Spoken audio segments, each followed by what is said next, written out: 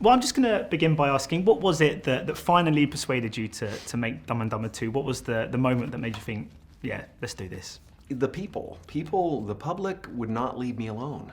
They would not let me rest.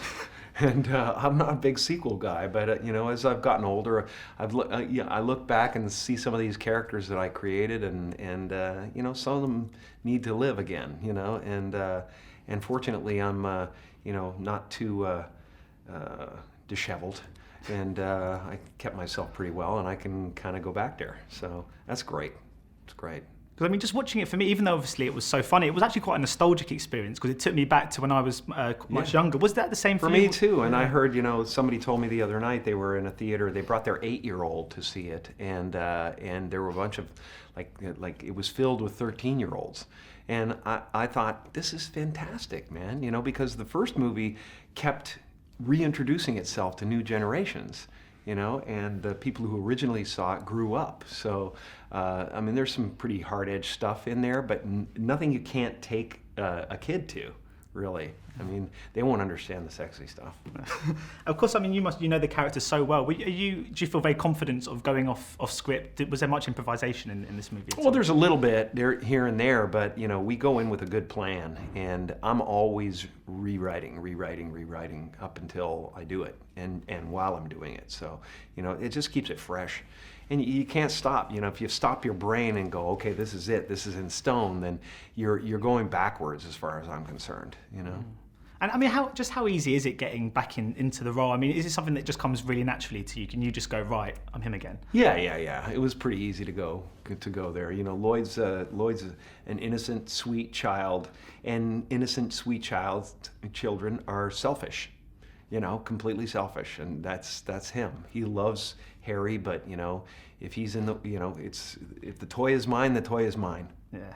Kind of thing. So, is that something that you can do with anyone? Like, if I was to say to you now, can you do Ace Ventura? Could you, in a second, just do it? Or if I say, can you do The Marsh? Do you reckon you could? Of course I can. Yeah. Yeah. How about something subtle like Truman? Truman? Yeah. Well, Truman's my dad.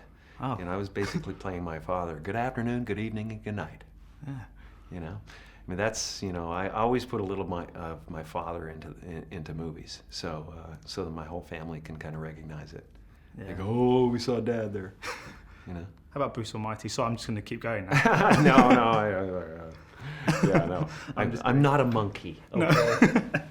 So I was just wondering as well, if you had to revisit another character from your career, if there was one other character that you most wanted to catch up with now, who would that be? Well, I think Ace would be ripe for something, but we have some ideas popping around. You never know what could happen with that, but I think Ace could live again, But I did have a good feeling seeing these guys revisited. When I started watching edits, later on, I saw them come off the bus in those same old clothes and all that stuff. We tried on new clothes and stuff, and it was just, I was like, no, these guys have a uniform. And I think we should stick with it. So when I saw them the first time coming off the bus, it felt like I was, revisiting family I hadn't seen in a long time, or old friends. It actually did feel warm. It was nice. Yeah, and because the Farrelly brothers, they share a similar kind of, it seemed, a sentiment to yourself, which is just this. They just want to entertain. There's just this kind of inclination just to make people laugh, no matter how silly it might be. Yeah, I call them blue collar Buddhas, because they're simple guys.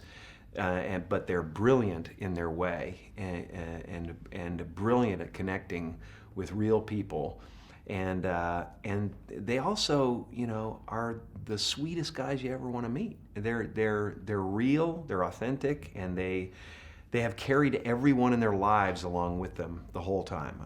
You never know who you're working with. You get to the set one day and you say, so who's doing the scene with me? And they say, it's my friend Tommy, the Down syndrome kid that I met in the 2nd grade or something, and you go, okay, that's what this is, and it's love, and let's go. There's a bunch of people on the set also that are their old friends from school, the gaffer, let him, let Peter cheat off his test or something. You never know, They're highly unqualified, all of them. And this is just finally, of course, it's just yourself here today, no Jeff, but if you had a message for Jeff, what would you like to say to him right now? Jeff? Yeah. Get here soon. I'm lonely. Brilliant. Well, thank you so much. I need a foot massage. Yeah, so do I, actually. Anyway, thank you so much. Yeah, man. Cheers. Good to see you. Yeah, thank you. All right. Ladies and gentlemen, you're watching Hey You Guys! Hey, you guys, huh? Hey, you guys. Is that from the Goonies? It is indeed, yes. Nice. Hey,